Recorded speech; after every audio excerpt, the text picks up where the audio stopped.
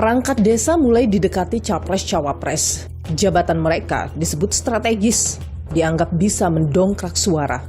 Alhasil, perangkat desa dijadikan alat pengerahan massa memilih paslon atau caleg tertentu. Kemana komitmen menjunjung tinggi netralitas? Bagaimana legitimasi pemilu nantinya? Saya, Niluh Puspa, mencari jawabnya.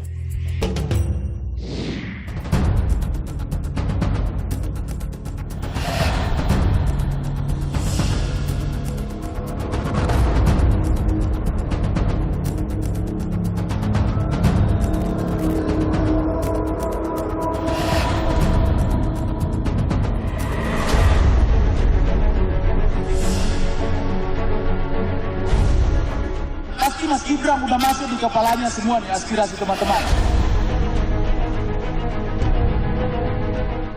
Jadi acara yang kemarin itu deklarasi Prabowo Gibran? Oh, nggak ada deklarasi. Kemarin itu silaturahmi nasional desa. Oke, tapi di undangan yang kami terima ini yang beredar, itu tuh tertulis deklarasi dukungan. Memang awalnya kami mau deklarasi dukungan. Saya buka ke Prabowo Gibran. Ke Prabowo. Potensi kecurangan dikhawatirkan besar terjadi ketika perangkat desa itu terlibat seperti ini. Bagaimana?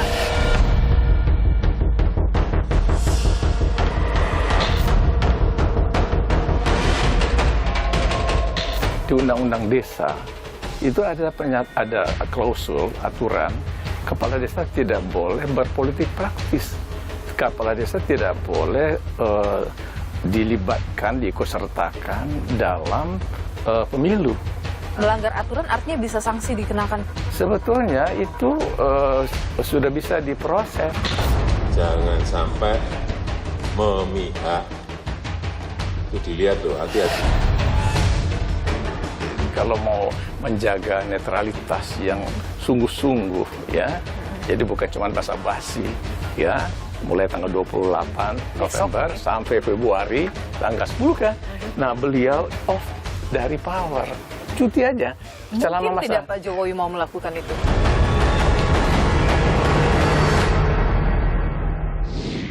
Jelang kampanye Pilpres 2024, kata netral makin gencar digaungkan. Seiring harapan pemilu berjalan dengan aman, damai, dan tanpa intervensi. Bisa. Nyatanya, publik malah disuguhkan dengan aksi sejumlah aparat pemerintahan yang terindikasi tidak netral. Seperti yang terjadi di acara Silaturahmi Nasional Desa 2023 di Gelora Bung Karno Minggu 19 November lalu. Meski bertajuk Silaturahmi, acara hanya mengundang satu paslon saja, yaitu Prabowo Subianto, Gibran Rakabuming Raka. Acara yang dihadiri kepala desa yang tergabung dalam Asosiasi Desa Bersatu ini pun diduga sebagai bentuk deklarasi dukungan terhadap paslon nomor urut 2. Cawapres Gibran Rakabuming Raka, elit Partai Gerindra, Ketua Umum PBB, serta tim kampanye nasional Prabowo Gibran hadir di sana. Pasti Mas Gibran udah masuk di kepalanya semua nih aspirasi teman-teman. Kami mengundang Mas Gibran untuk menyapa semua teman-teman. Betapa rindunya teman-teman ini menunggu dari jam 10 sampai sekarang untuk Mas Gibran. Acara ini sontak banjir kritik, termasuk dari pasangan calon presiden dan calon wakil presiden nomor urut 1, Anies Muhaimin, dan juga capres-cawapres pasangan nomor urut 3, Ganjar Mahfud. Aparat desa sebagai penyelenggara pemerintahan harusnya bersikap netral. Namun pihak Prabowo Gibran membantah acara tersebut sebagai deklarasi dukungan terhadap Prabowo Subianto dan Gibran Rakabuming Raka. Itu acara adalah acara silaturahmi mereka untuk menyampaikan unek-unek. Maka judulnya kita mendengar, didengerin. Namanya mendengar, tidak ada deklarasi, tidak ada hukuman. Ketua Abdesi menyatakan nama mereka dicatut sebagai organisasi perangkat desa pendukung Prabowo Gibran. Ada sempat menyebut kalau ini pencatutan nama. Bisa juga sih. Kepala desa atau perangkat desa tersebut mungkin belum paham bahwa posisi kepala desa dan perangkat desa dalam momen menjelang pemilu, apabila sudah ada penetapan calon presiden dan wakil presiden, otomatis tidak bisa secara vulgar ya untuk menyampaikan istilahnya siratus secara langsung, apalagi pakai ya menyebutkan nama dan pakai nomor, apa nanti akan menjadikan kesan presiden buruk bagi warga desa. Namun video yang beredar di media sosial berkata lain. Dalam acara tersebut kerap digaungkan nama Prabowo Gibran. Semangat semuanya. Dan juga dukungan. Dukungan. Ya, tentunya untuk Bapak Prabowo dan Mas Gibran. Jangan lupa ya. Nomor berapa? 2. Dalam surat undangan pun tertulis kegiatan awalnya terkait Deklarasi Nasional Desa Bersatu Menuju Indonesia Maju, dukungan kepada Prabowo Subianto, calon Presiden Gibran Rakabuming Raka, calon Wakil Presiden 2024-2029, dan konsolidasi nasional rebut suara desa 2024. Dalam acara tersebut, panitia juga menyediakan tiket akomodasi dan transportasi bagi yang ingin menghadiri acara deklarasi. Tak hanya itu, sejumlah atribut yang dipakai peserta syarat akan nuansa dukungan terhadap Prabowo Gibran. Ya nanti kalau ada teguran-teguran, nanti kami terima tegurannya ya. Yang jelas kami datang sebagai undangan, saya datangnya pas penutupan. Saya akan mengonfirmasi hal ini kepada pihak Desa Bersatu. Saudara, benarkah acara yang di GBK itu adalah acara silaturahmi biasa atau deklarasi dukungan terhadap Prabowo Gibran? Sebagai informasi, saudara, ada kegiatan dari kepala desa lain yang terlibat kegiatan bersama dengan Capres-Cawapres. Puluhan kepala desa yang tergabung dalam Relawan Kepala Desa Nusa Tenggara Barat untuk Ganjar atau Des Ganjar mendeklarasikan dukungan terhadap Ganjar Mahfud di hadapan Sekjen PDIP Hasto Kristianto usai melakukan rapat koordinasi daerah di Mataram 5 November 2023. Calon Presiden nomor urut 1 Anies Baswedan pun menghadiri rapat kerja nasional Asosiasi Pemerintah Desa Seluruh Indonesia atau APDESI di Jambi beberapa waktu lalu. Sejumlah indikasi pelanggaran terus terjadi. Apakah netralitas perangkat pemerintahan hingga di tingkat desa begitu sulit untuk dijunjung tinggi? Lantas, bagaimana pula dampaknya bagi kehidupan berdemokrasi kita? Saya akan perbincangkan hal ini bersama dengan pakar otonomi daerah Profesor Jo Hermansyah Johan. Tapi sebelumnya, saudara, saya ajak Anda untuk melihat deklarasi pemilu damai yang diselenggarakan oleh Komisi Pemilihan Umum Republik Indonesia sebagai tanda dimulainya masa kampanye Pilpres 2024. Ikuti saya, saudara.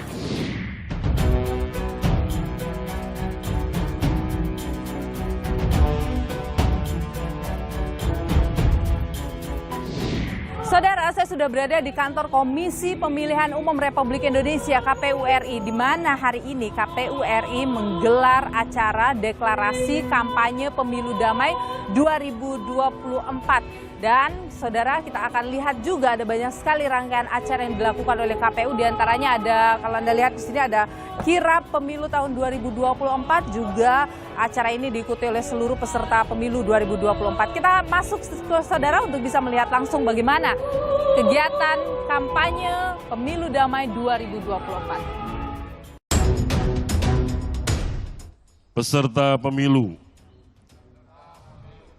1. Mewujudkan pemilu yang langsung, umum, bebas, rahasia, dan adil.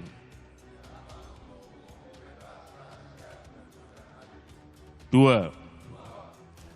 Melaksanakan kampanye pemilu yang aman, tertib, damai,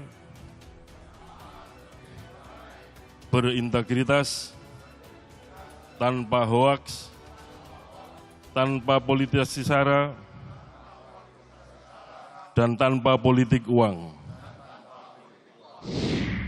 Kami ingin menyampaikan kepada calon presiden, you hanya jangan datang minta suara tapi tidak mau berkomitmen terhadap tata kelola desa. Siapa yang mau berjuang itu? Kami nggak percaya sama partai politik. Anda yakin bahwa Prabowo Gibran yang bisa menggolkan apa yang Anda karena kita udah ada kopi.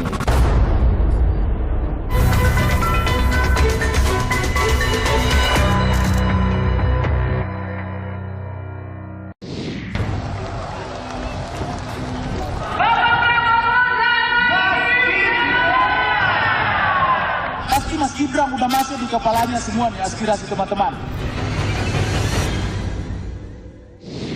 Silaturahmi Nasional Desa Bersatu yang menghadirkan kepala desa dari berbagai daerah ini menuai kritik, saudara, dianggap tidak patut dan juga melanggar aturan karena diduga menggalang desa atau menggalang kepala desa, saudara, untuk mendukung paslon tertentu. Benarkah demikian? Kita perbincangkan hal ini, saudara. Bersama saya sudah hadir ada Koordinator Nasional Desa Bersatu Muhammad Asri Anas. Terima kasih Pak Anas sudah bersama Nilu, sehat selalu. Jadi acara yang kemarin itu deklarasi Prabowo Gibran. Oh, nggak ada deklarasi. Kemarin itu silaturahmi nasional desa. Memang acaranya harusnya dilakukan tanggal, kalau nggak salah sekitar tanggal 10 Desember, kita majuin menjadi silaturahmi nasional desa. Dan itu kan acara tahunan ya. Oke, tapi di undangan yang kami terima ini, yang beredar, itu tuh tertulis deklarasi dukungan. Memang awalnya kami mau deklarasi dukungan. Saya buka ke Prabowo Gibran. Ke Prabowo Gibran. Silaturahmi nasional itu bahkan juga mengenakan baju yang ada gambar Prabowo Gibran. Oh, kalau itu saya nggak tahu. Jadi gini, aku cerita prosesnya ya. Jadi awalnya kita mau deklarasi. Saya kan juga 10 tahun di parlemen, kenal lah teman-teman Bawaslu kan. Saya konsultasi, ini potensi melanggar nggak? Oh, ini berpotensi melanggar, walaupun belum masuk tahapan kampanye. Karena hitungan kita kan sebelum kampanye, boleh dong. Masa nggak boleh organisasi memberi dukungan? Akhirnya kita ubah. Menjadi kan? silatnas. Menjadi silatnasnya kita majuin kan. Nah, tapi mungkin ya ID card udah terlanjur menyebar, ada beberapa yang menyebar, kemudian juga undangan. Tetapi prinsipnya di acara itu, satu, kami udah berikan penekanan. Nggak boleh ada yel-yel, nggak boleh ada penyampaian dukungan, nggak boleh pakai ID card, nggak boleh pakai baju. Nah, beberapa yang datang pakai ID card, ya, itu kami minta untuk keluarin. Tapi pada saat itu juga ada, waktu acara itu silatnas itu juga ada teriakan hidup Prabowo dan sebagainya. Nggak ada. Kalau ada 1-2 yang teriak, itu pasti belum masuk acara resmi. Karena selama ada acara resmi, dimulai nggak ada. Kan? Tapi silatnas itu hanya dihadiri oleh pasangan Prabowo Gibran. Oh iya, memang karena kita hanya mau mengundang. Itu kan sama saja dengan memberi dukungan. Iya, kan kami udah gamblang, memang beri dukungan. Jadi kan gini. Dan aku cerita ya. Jadi gini, Juli kita udah ngundang seluruh calon presiden di Jambi kan, rapat kerja nasional desa kan. Yang hadir waktu itu hanya Anies dengan Prabowo. Kemudian acara di Surabaya teman-teman desa pun yang hadir yang kita hanya undang Ganjar kan. Kemudian di Jawa Barat hanya Ganjar. Apa artinya itu? Prosesnya sebenarnya udah lama. Bahkan kalau mau terbuka, Desa Bersatu awalnya di Anies memberi. Kami hampir 3 bulan membantu Anies tuh. Ini terkait tidak dengan pertemuan Anda dengan Pak Jokowi sebelumnya? Oh, nggak terkait. Pak Jokowi nggak pernah memberikan arahan apa-apa. Kalau ketemu presiden itu hanya substansinya adalah Undang-Undang Nomor 6. Tidak ada membahas ini? Yakin? Surat, ya, kalau itu bisa saya perlihatkan. Kalau itu bisa saya perlihatkan surat permohonan kami ke presiden. Karena sekarang sangat sensitif ya, pertemuan Anda dengan presiden yang begitu dekat, dengan agenda yang kemarin, yang kemudian ada dukungan itu. Semuanya bisa sensitif karena semua juga butuh desa dong, kan gitu. Saya berikan contoh ya, anggota ABDESI ini hampir 68.000 loh. Dan 8 organisasi kemarin itu, kepala desa aktif, perangkat desa aktif, BPD aktif. Kalau ini nyatu aja, udah 2,7 juta orang penggerak aktif di desa itu. Pertanyaannya begini, ketika kepala desa aktif sebagai penyelenggara pemerintahan di desa begitu ya, terlibat dalam politik praktis seperti ini kan berbahaya, tidak netral. Padahal mereka bisa saja juga terlibat sebagai penyelenggara pemilu begitu. Bagaimana Anda menanggapi itu? Oh iya, kami ngerti Undang-Undang Nomor 6, Undang-Undang Nomor 7 melarang itu. Tapi kan ada pasenya dong. Pasenya itu adalah sebelum masa kampanye.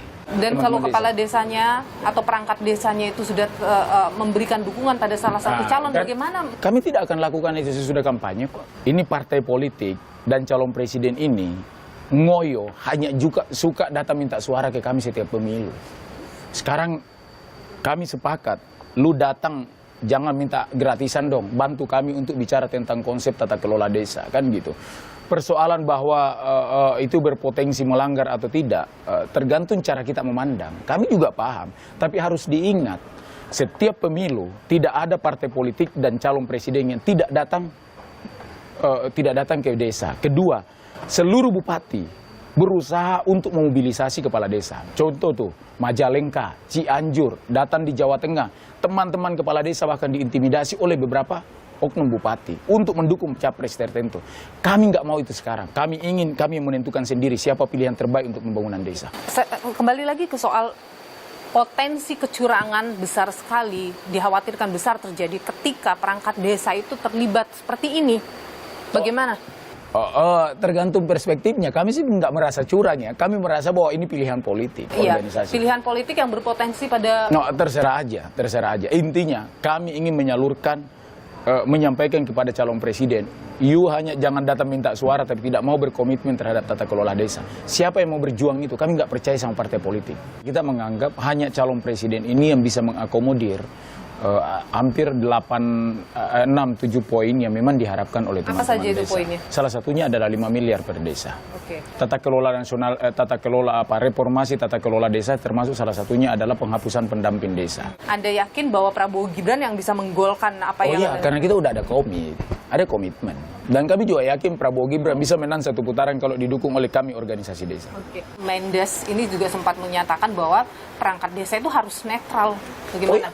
Jadi ketika masuk tahapan proses pemilu, kami sepakat agar ini netral. Apa jaminannya bahwa kepala desa yang memberikan dukungan pada paslon tertentu di Pilpres, kemudian pada saat prosesnya nanti berjalan, dia akan mampu netral? Ya, lihat aja prosesnya nanti. Mulai tanggal 28, kami akan melarang ada aktivitas kampanye dan lain sebagainya. Jadi kalau Mendes mengatakan gitu, saya setuju. Tapi sampaikan ke Mendes tuh, Menteri Desa. Jangan kerahkan itu pendamping desa untuk mendukung pasangan tertentu dan partai politik tertentu. Emang itu sudah yang ada? merusak. Ada. Partai mana? Ya kita sebut PKB lah. Oke. Gitu. Ada di mana? Di seluruh wilayah atau di beberapa wilayah saja? Sepertiga dari anggota, setengah dari, kalau di Banta itu, aku kasih lihat nih videonya, banyak videonya saya punya, kepala desa disuruh oleh pendamping desa untuk mendukung PKB. Kalau kami nih, mohon maaf ya, kalau kami mau buka, ini banyak tuh, ada kiriman khusus ke beberapa kepala desa, baju calon presiden tertentu, itu banyak tuh di desa-desa, kepala desa. Saya bilang jangan dibagiin. Tugas kalian bukan membagiin alat peraga kampanye kan? Gitu. Karena itu jauh lebih potensi. Itu tidak akan terjadi meskipun menyatakan dukungan pada Prabowo Gibran. Bulian terhadap juga paslon dukungan yang Anda dukung, ya, ini juga besar terjadi kritikan pedas terhadap mereka dan tajam kepada mereka juga. Itu urusannya tim kampanye mereka lah kan, karena kami bukan Anda tim tidak kampanye. mengkhawatirkan hal itu Harusnya yang mungkin bisa menggebol suara mereka juga? Harusnya enggak. Jangan-jangan kalau kami tidak memberikan dukungan, suara akan semakin hilang kan? Gitu loh, karena ya kami berani bertaruh kan. Kalau mereka nggak tahan dengan bulian itu, kemudian menyatakan menolak dukungan kami, ya monggo aja, silakan aja. Dan Anda juga tidak khawatir kalau dilaporkan ke Bawaslu misalnya? Kalau ada laporan ke Bawaslu, gue datang dong, kan gitu, itu aja. Termasuk juga kalau misalnya sanksi kepada anggota dari Abdesi ini? Ya lihat aja nanti, kalau memiliki instrumen ya silakan aja. Kan teman-teman berani tuh. Kenapa? Di atas semuanya buat kami adalah bagaimana desa lebih maju. Kami nggak mau desa ini hanya menjadi jualan politik murahan menjelang pemilu kan gitu. Gitu kira-kira. Baik, Muhammad Asri Anas, Koordinator Nasional Desa Bersatu. Terima kasih sudah berbagi perspektif di Nilu. Sehat selalu. Terima kasih banyak. Dan saudara, terkait dengan tudingan dari Muhammad Asri Anas, Koordinator Nasional Desa Bersatu, saya coba klarifikasi hal ini ke Menteri Desa, saudara, dan sayangnya Menteri Desa tidak memberikan jawaban kepada kami hingga program ini ditayangkan.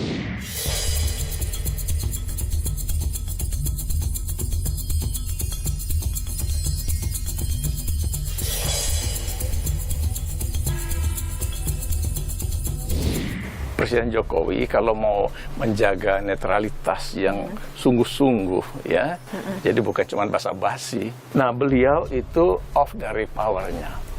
Sebagai presiden. Sebagai presiden, namanya cuti. Apakah tidak menimbulkan kekosongan?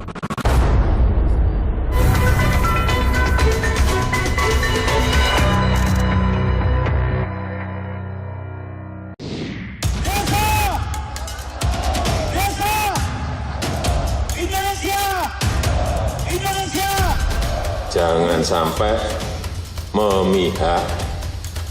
Itu dilihat loh, hati-hati.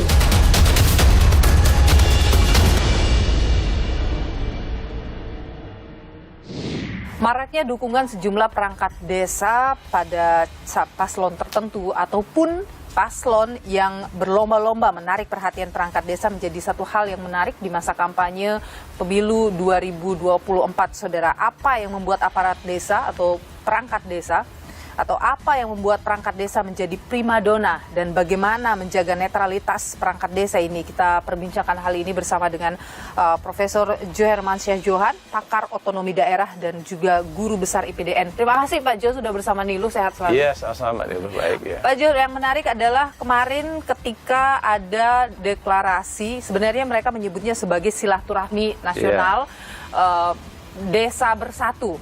Iya. Anda melihat itu bagaimana? Iya. Itu kan kemasannya aja, ya packaging ya. Sebetulnya kan kita tahu dari liputan media juga arahnya memang itu memberikan dukungan. Bahkan di undangan yang tersebar juga yang kita baca itu adalah untuk deklarasi dukungan kan. Memang mereka menyebutnya itu bukan deklarasi, tetapi mereka memang mendukung gitu. Anda melihat itu bagaimana ketika perangkat desa yang aktif, kepala desa dan perangkat desa lainnya aktif ini, kemudian memberikan dukungan pada paslon tertentu? Itu melanggar larangan di Undang-Undang Desa. Itu ada klausul, aturan, larangan kepala desa. Larangannya ada. Kepala desa tidak boleh berpolitik praktis.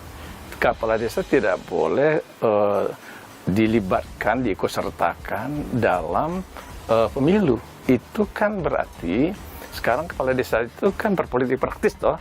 Ya, yang kedua ada pelaksana nih yang mengajak mereka untuk hadir di satu acara. Nah, pelaksana itu berarti dia mengikutsertakan kepala desa untuk memberikan dukungan-dukungan terhadap pasangan calon presiden tertentu.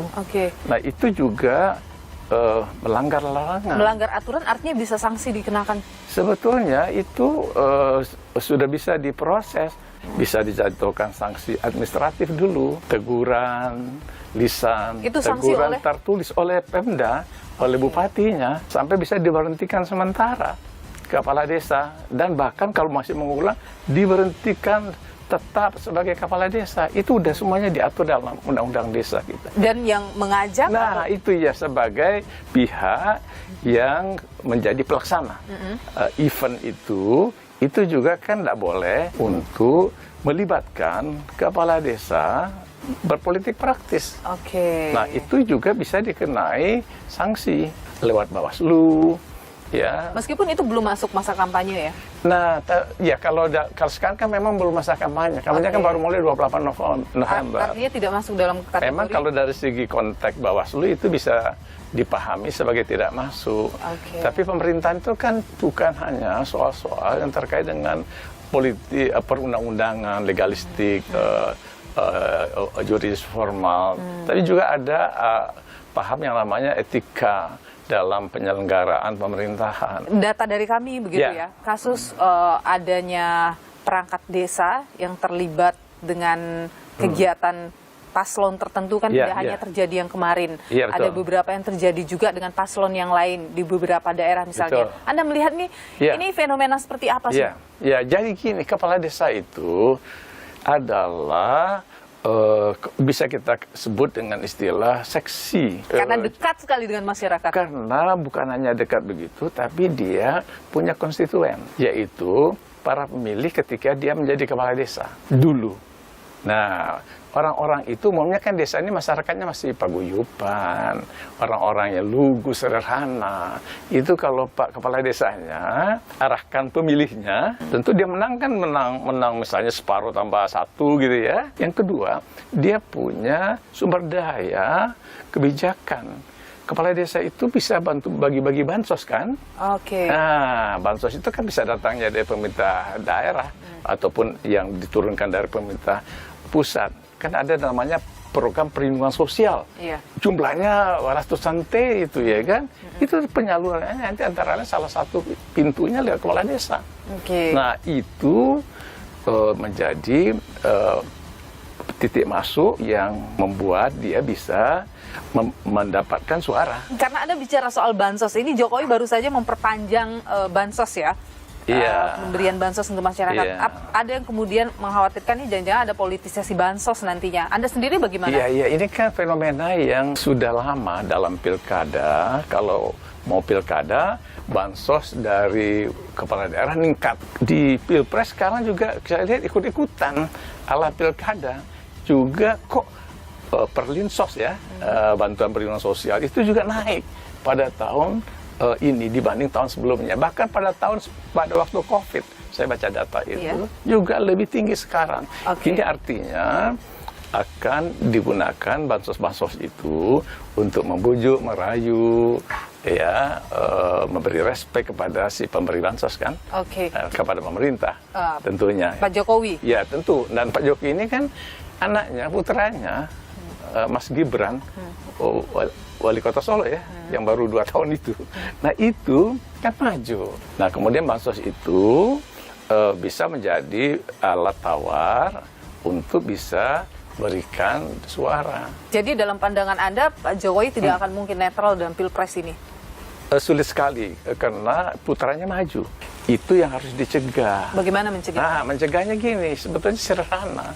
Presiden Jokowi kalau mau menjaga netralitas yang sungguh-sungguh, ya, jadi bukan cuma basa-basi, maka dia menyatakan ketika masa kampanye ini digelar, ya, mulai tanggal 28 November sampai Februari tanggal 10 kan.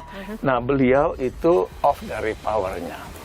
Sebagai presiden? Sebagai presiden, namanya cuti. Apakah tidak menimbulkan kekosongan nanti? Enggak ada masalah. Ada presiden, wapres, ya Pak Ma'ruf Amin bisa jadi PLT.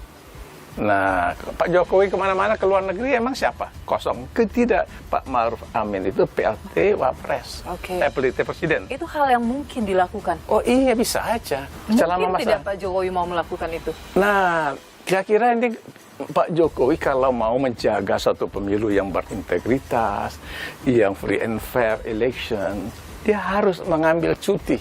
Soal memanfaatkan perangkat desa dalam ajang Pilpres seperti ini, Anda sempat menyebutkan ini bukan hal yang baru ya terjadi. Bukan, ya. Jadi ini ada hal yang biasa terjadi dalam... Oh iya, ada keanehan sebetulnya. Kalau kita bicara standar birokrasi di mana-mana di dunia, di mancanegara, itu birokrasi itu netral dari politik. Tapi birokrasi kita sejak zaman dulu, sejak zaman Orde Baru, sampai Orde Reformasi ini, semuanya sama-sama dikooptasi.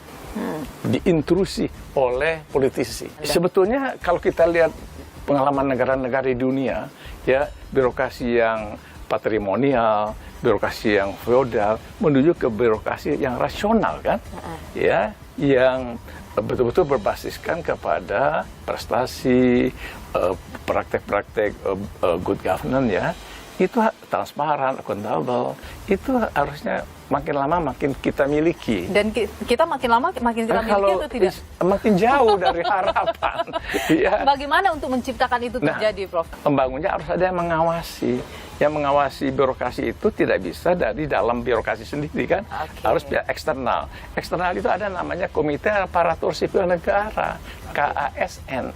Itu KASN itu harus menjaga jangan sampai birokrasi dipolitisasi. Ada yang menarik juga dari Pak Jokowi ini yang mengeluarkan satu aturan yang baru ya, bahwa mereka yang maju di ajang Pilpres, kalau dia berasal sebagai kepala daerah, itu sama juga menteri-menteri ya. Iya, tidak perlu untuk mengundurkan diri. Bagaimana? Sebetulnya kalau kita mau menjaga pemilu yang berintegritas, ya, pilkada yang berintegritas, itu harusnya kan kepala daerah ya ketika masa pemilu ya dia off dari powernya. Anda kalau melihat Bawaslu sudah cukup proaktif kah? Bawaslu ini terlalu normatif, proaktifnya jadi kurang. Dia kalau sudah terjadi suatu peristiwa dan itu adalah memenuhi syarat yuridis formal, baru dia bertindak. Jadi itu sebetulnya kurang progresif Bawaslu kita, dan kita terlalu mahal membayarnya. Misalnya kita lihat pendidikan kepada para kepala desa pernah dilakukan oleh Bawaslu kita, kumpulin para kepala desa, misalnya Bawaslu kabupaten. Tidak pernah dilakukan oleh... Saya nggak lihat tuh Bawaslu kabupaten kumpulin kepala desa sosialisasi. Anda nggak boleh terlibat politik praktis, ya kan? Anda tidak boleh pergi dukung-mendukung, bukan hanya Bawaslu nih loh, tapi juga kepala daerah dong. Kemana kepala daerah kita? Tapi kepala daerahnya juga dari partai politik yang tentu juga. Iya, tapi ada kepala daerah yang tugasnya juga menegakkan undang-undang. Boleh dia sebagai partai, tapi kan kepala daerah melaksanakan undang-undang. Ada yang Anda lihat kepala daerah ya? Nah itu dia, saya lihat tuh ada kepala daerah namanya Gubernur DIY, Sultan Hamengkubuwono. Coba itu kepala desa yang ada di DIY nggak ada yang pergi demo-demo itu, nggak datang ke Jakarta dan dilarang oleh beliau. Harusnya seluruh kepala daerah bisa melakukan saya kira itu contoh itu bagus itu dilakukan oleh para gubernur kita di seluruh Indonesia, bupati, wali kota kita. Apa yang dikerjakan oleh Pak Sultan? Baik. Profesor Jo Hermansyah Johan, pakar otonomi daerah dan juga guru besar IPDN. Terima kasih sudah berbagi pandangan di Niluh. Sehat selalu. Hingga saat ini, ya, Bawaslu ini sudah meregistrasi ada 438 yang sudah teregistrasi. Yang kemudian mungkin sudah mulai masuk proses ada berapa, Pak?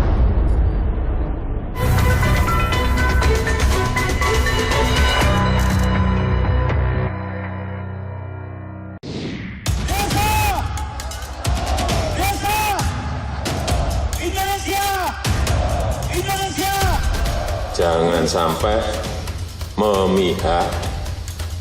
Itu dilihat loh, hati-hati.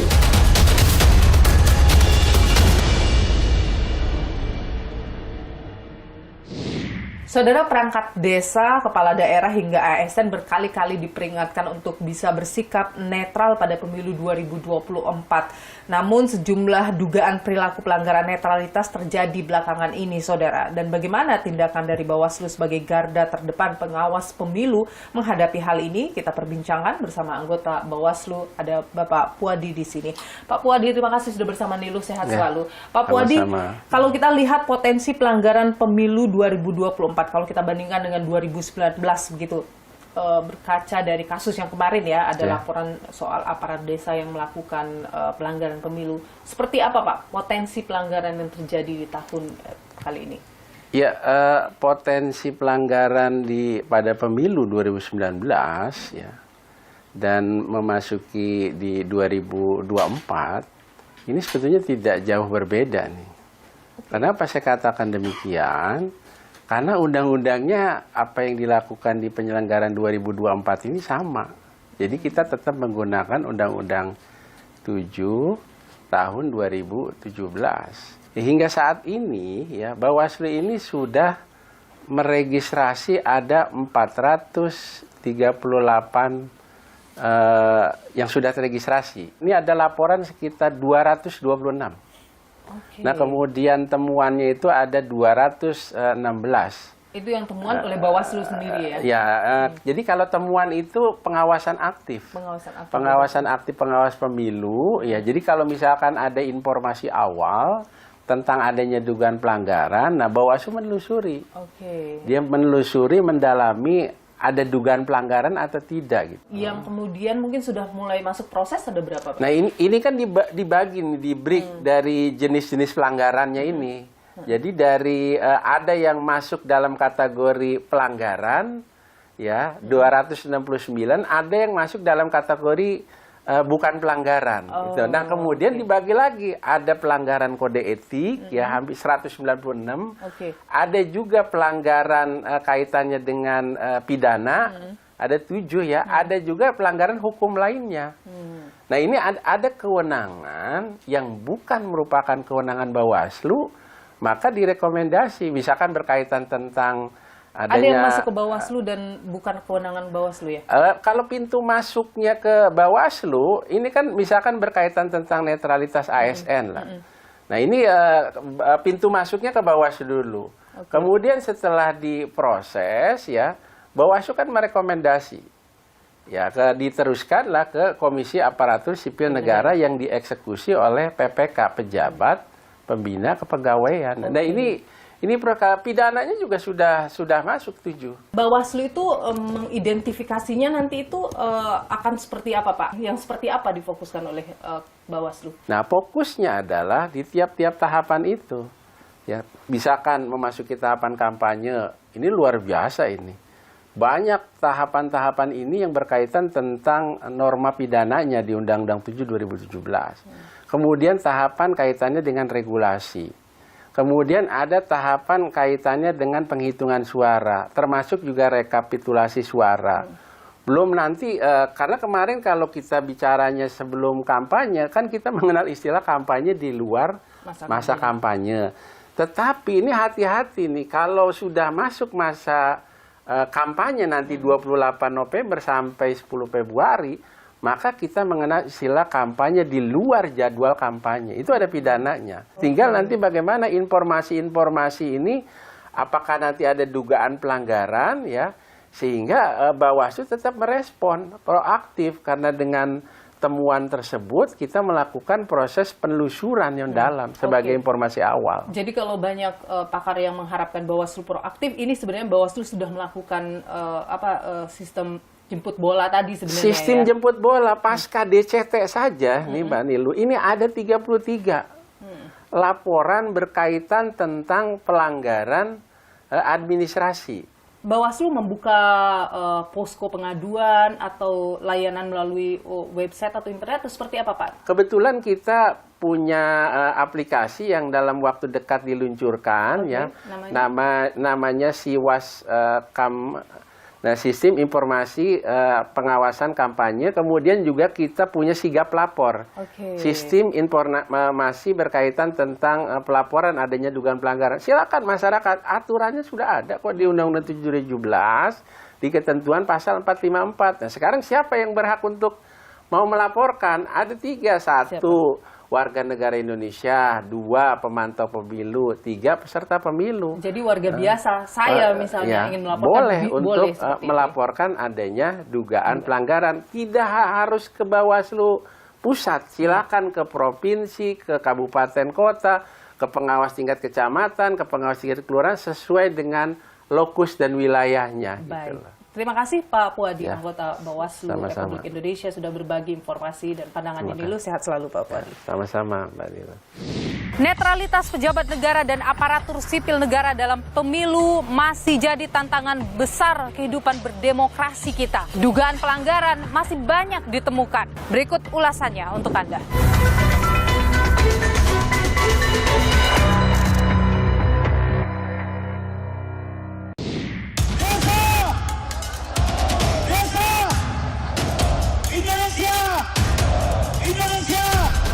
Jangan sampai memihak. Itu dilihat loh, hati-hati.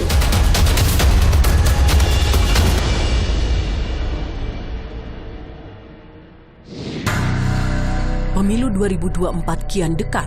Upaya menggait suara rakyat semakin masif. Pendekatan pada aparat pemerintahan pun tak pelak dilakukan. Padahal publik tak henti mengingatkan untuk tak mencoreng demokrasi dengan memanfaatkan aparat negara. Presiden Jokowi pun kerap mengimbau ASN dan seluruh aparat pemerintahan harus bersikap netral. ASN semua harus netral, TNI semua harus netral, Polri semua harus netral. Jangan sampai memihak. Itu dilihat loh, hati-hati. Namun dugaan pelanggaran netralitas oleh aparat negara masih terjadi. Selain deklarasi aparat desa untuk Prabowo Gibran 19 November lalu, juga ditemukan dokumen fakta integritas untuk kemenangan Ganjar Pranowo saat operasi tangkap tangan kasus suap audit BPK terhadap PJ Bupati Sorong, Yan Pietmoso, pada 12 November 2023 lalu. Dokumen tersebut diteken oleh PJ Bupati Sorong dan Kepala Badan Intelijen Negara Daerah Papua Barat, Brigjen TNI Tahan Sopian Parulian Silaban. Usai kabar tentang fakta integritas tersebut beredar, Kabinda Papua Barat dimutasi menjadi staf khusus Kepala Staf Angkatan Darat KSAD pertanggal 17 November 2023. Itu agak janggal, karena BIN ini kan kerjanya tertutup. Masa sih dia bikin tanda tangan oleh Kabinda lagi, ya? Dan jelas-jelas itu untuk tujuan politik yang bukan menjadi tupoksinya. Menurut saya sih itu tidak mungkin. Ini mungkin untuk mendiskreditkan BIN tujuannya dan juga mendiskreditkan Ganjar Pranowo. Dugaan pelanggaran lainnya juga dilakukan PJ Gubernur NTB lalu Gita Aryadi. Ia diketahui menghadiri kegiatan Partai Demokrasi Indonesia Perjuangan PDIP 10 September lalu. Bawaslu Lombok tengah meneruskan temuan ini ke pihak KASN untuk tindakan berikutnya.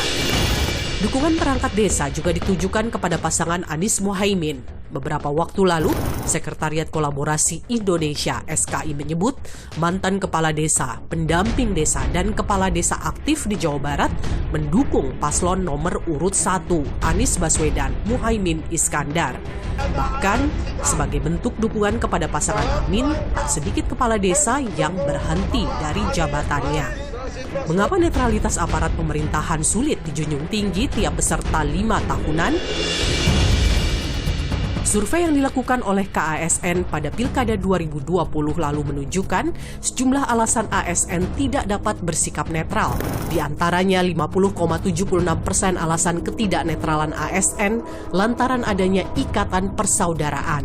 Lalu 49,72% menyebut kepentingan karir turut pengaruhi sikap para pegawai pemerintahan. Kerja dari tim sukses paslon juga pengaruhi netralitas ASN sebanyak 32%, diikuti oleh faktor atasan ASN sebanyak 28%, dan yang terakhir dari pasangan calon itu sendiri 24%. Terkait kasus pelanggaran netralitas ASN dan pejabat negara jelang pemilu 2024, KASN terus memproses laporan-laporan yang masuk. Meski laporan terkait pelanggaran netralitas mengalami penurunan, namun KASN menilai ini seperti fenomena gunung es. Memilih pasangan capres-cawapres merupakan hak politik perorangan. Menggunakan kekuasaan atau jabatan untuk memenangkan salah satu calon tidak dapat dibenarkan. Maka edukasi menjadi penting agar ASN dan pejabat negara tidak mudah terpengaruh kelompok tertentu.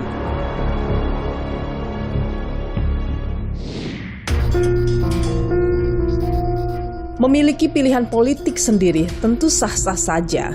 Namun, jangan sampai ikut andil memengaruhi pilihan politik orang lain. Junjung tinggi netralitas, karena netralitas adalah kunci legitimasi. Ikuti terus perkembangan pemilu hanya di Kompas TV, independen, terpercaya. Saya, Nilu Puspa, sampai jumpa.